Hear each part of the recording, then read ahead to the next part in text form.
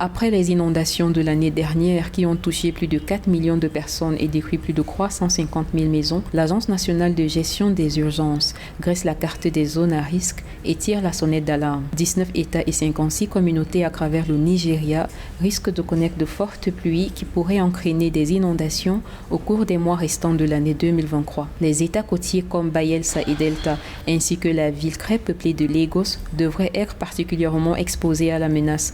Pour enrayer les inondations imminentes, les autorités locales insistent sur la nécessité d'actions proactives et des mesures correctives. Nous opérons dans de nombreuses communautés depuis 4, 5, 7 ans.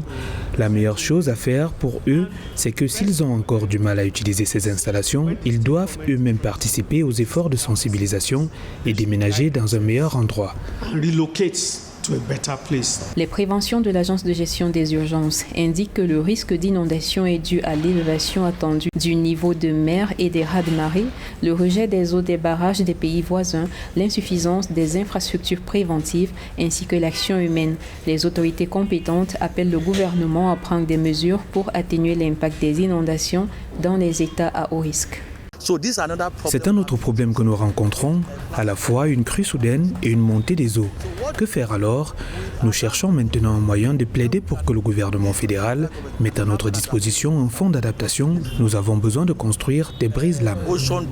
Plus tôt en juin, les perspectives annuelles d'inondation pour l'année 2023 indiquent qu'un total de 148 zones étaient exposées à un risque élevé d'inondation sur la période allant de juillet à septembre 2023 et 100 autres zones au courant des mois d'octobre et novembre 2023.